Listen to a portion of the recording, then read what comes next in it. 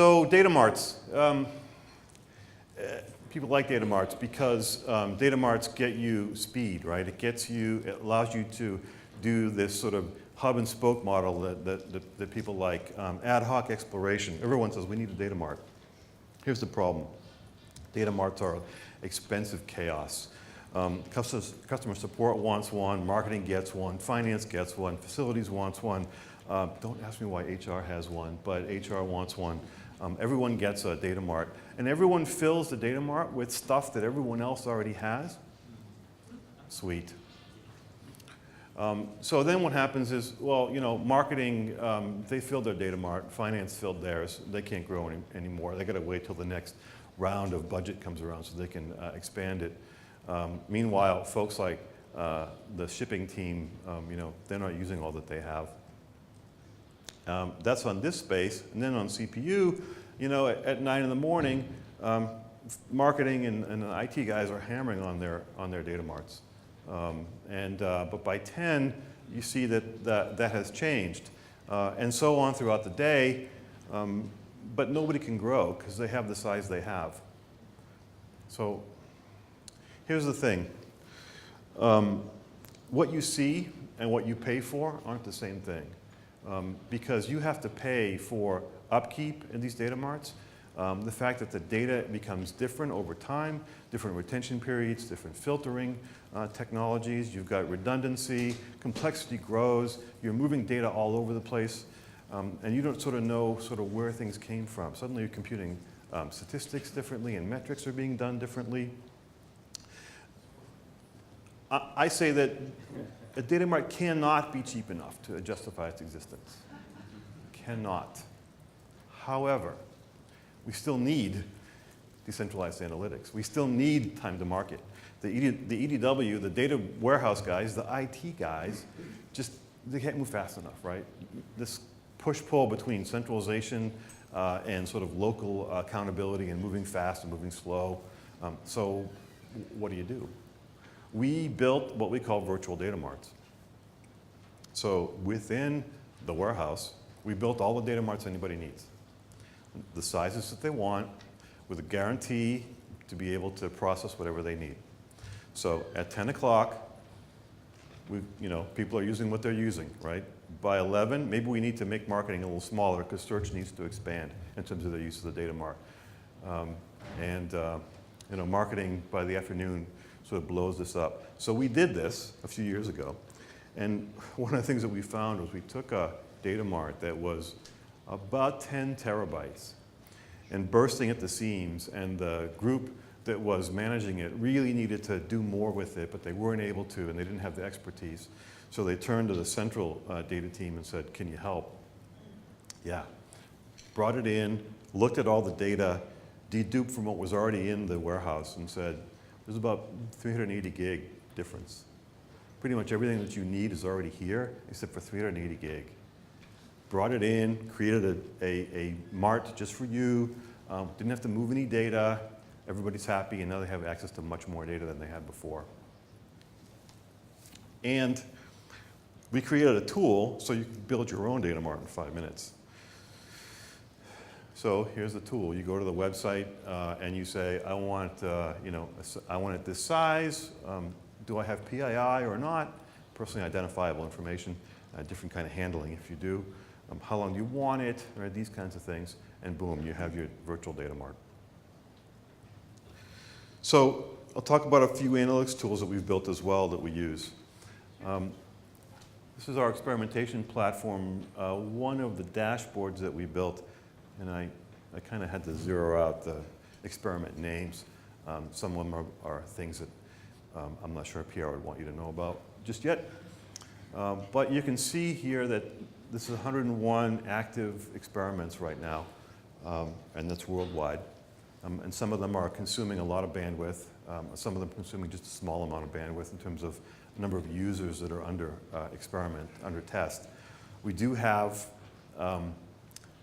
everyone that comes to eBay is in an experiment, everyone. Now, it may be an AA test you're a part of, but you're in some experiment somewhere. And you may be in more than one. We actually have 130% of our eBay users under experiment at any one time, right now. And so you may go and you may be in more than one experiment. But we've done this in this sort of orthogonal way where we know that you're not going to stomp on, the tests won't invalidate each other. I won't show you all the screen snapshots of all the sort of fun things we do on the experimentation system. This is something that we built. But you can see we've got a very kind of linear process here, and we visualize it, and on the dashboard it shows for each experiment what phase it's in.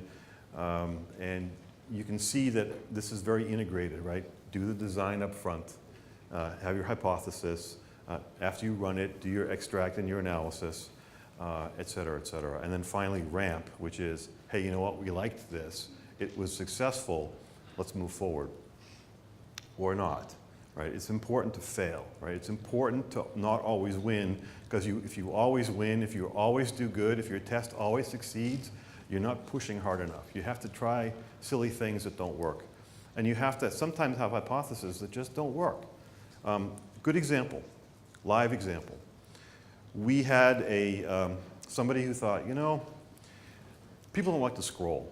So how about if on our search results page, we shrunk the size of the thumbnail image small enough, so instead of, say, you know, 3.5 search results, we could get like maybe 5 search results by getting more of them above the fold, so people don't have to scroll. Ran the experiment, it sucked. So we said, okay, failure. Did we move on? No. Analyze, why did it suck? What were the experiments telling us? And led us to believe that people actually wanted larger ones, not smaller ones. So, okay, let's try it. Let's try 3 or 4 of them. They're going to have to scroll more, but we'll try it. Well, lo and behold, people scrolled more. And we tried at 3 different sizes, and at the biggest size, what we saw was the number of viewed items almost fell through the floor. The number of bought items went up. Why is that? Because you don't have to click on things, right? You look at it, you don't have to click on it and then back out of it, click on it and back out of it. So again, not focusing on the activity here of viewing an item, but the outcome, right, which is buying something. So that went live. That's why you see in the last couple of weeks, our images got bigger on our search results page. We also, by the way, we're an Omniture customer, but we have a lot of other tools because we don't use Omniture for every part of the site, for everything. But we do have our own for some pieces of the site as well that we call EWA, or eBay Web Analytics. And this is actually an open source piece of code called PWIC. And we've taken it and we've sort of eBayified it. And we're looking at expanding some of its use and doing some new things with it. We're talking about helping it sort of blow out some of its scale. Maybe I'll talk about that next time. We also are building analytics for mobile. It's not just the buyers and the sellers at eBay that are interested in mobile and that carry the stuff around. We do too, and the executives do too. And they want to be anywhere, they want to be at a party, and they want to be able to look at their North Star metrics and say, aha, bought items is up, GMV is down, what's the story, right? Of course, it never happens, but you know, it did. So just another snapshot of the iPhone app. And so we've got you know, what is the health of the business and the top 5 and our North Star for the things that are most important to the business. So that's all nice and good, but one of the things that's very important to us is not just to create a bunch of tools, but to help folks leverage those tools. So we want to build an analytics community. As I said before, we've got 5,000, 6,000 people using analytics in one form or another. It powers the site, but there's also a lot of back-end work that we do, ad hoc exploration and these kinds of things. You spend a lot of time diving into a particular topic or a particular area. You want to be able to leverage that, right? And it was a very expensive thing for you to do, expensive to the company. It shouldn't be just a one-shot and then you go away. So we're building I'm going to call it a Facebook for analytics. We call it Harmony. It's still in an alpha stage right now, but it is essentially a platform for sharing all of the information and the knowledge that we have in the company. It's not a knowledge management portal. It's not what it is. It's an ability for us to be able to connect with others and understand what each other's doing, see stuff that's come up, whether it's presentations or analysis that was done, and be able to collaborate or to be able to say, I'd like to leverage that in one way or another. We also can pull things from offline, like you see some videos that are posted here that we can look at if you want to look at what happened at Big Data Camp 2010, for example.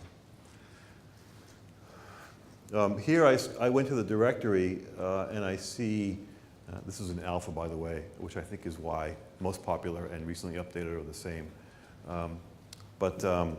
You know, you want to look at Dynamo, for example, new listing counts in Germany and the UK. Great, there you have it. I don't know who did it, but here it is. I'll download it, I'll take a look at it. But it's something I was looking for, and now I'd be able to find it. Search engine to find all the analysis that happens in the company. Not only that, you have a search engine, but one of my friends, right, Annette here, has her own set of dashboards. And so what we've done is we've built these iframes in which you can embed other dashboards and other systems. This allows us to build a one-stop shop for analysts and not have to know the name of every single system, whether it's Tableau or MicroStrategy or EWA or Experimentation Platform or all the other million things that we have. It's all sort of in one harmonized place. And so when I went here, Annette had this, she's looking at the relationship marketing dashboard. She has a tab for that.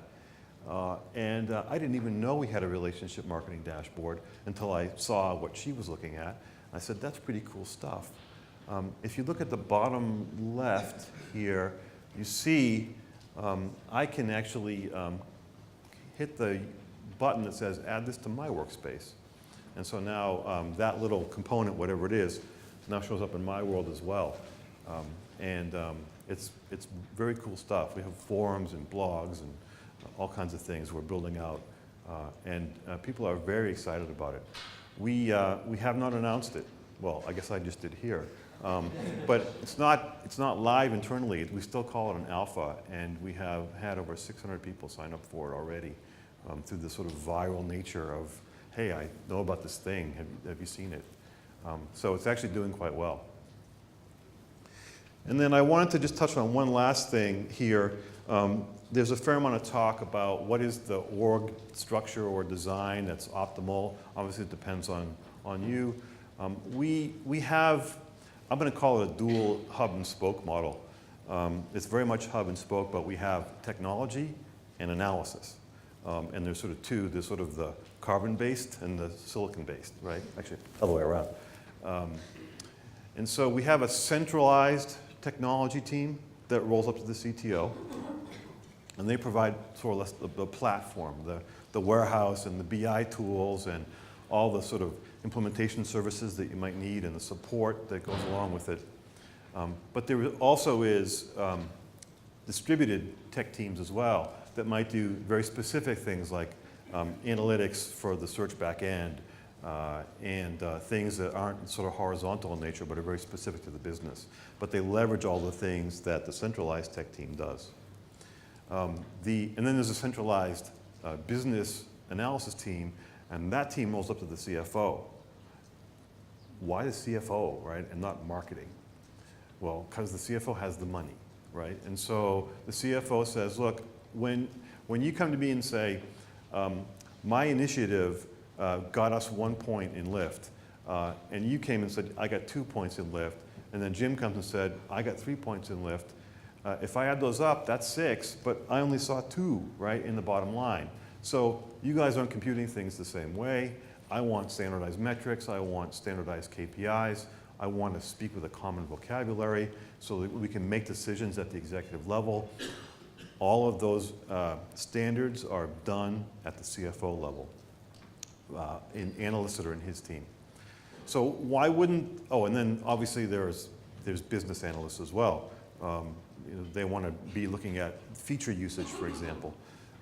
And so they're part of the product teams And so there's the hub and the spoke on the analysis side. But the centralized business analyst team and the centralized tech team obviously work very well together to make sure that these things happen sort of hand in glove. And I've been asked several times, wouldn't it be better if they were part of the same organization? So I run actually the centralized tech team. That's the team that I'm responsible for. Would I want the analysts within my team? So here's why I think it's not a great idea. I love these guys and gals, right? But the reason why I don't want them in my team is not because I don't relate to them in any way. Obviously, I relate to them very well. It's that I like the fact that we have this sort of separation of church and state, right? Because if we computed the metrics, we defined the metrics, and we analyzed the metrics all in one place, then the business would say, they don't know what they're doing. But we have this checks and balances now where they define it, we implement it, they QA it, right? They analyze it. We have the sort of, when the business comes and says, we don't like how they're doing it, the CFO says, hang on a second, you got 2 teams now working on this. So this keeps the businesses honest, keeps all teams honest, right? So I like it. I actually like it. I think it's actually very good. And frankly, that's it. That's sort of, in a nutshell, analytics at eBay.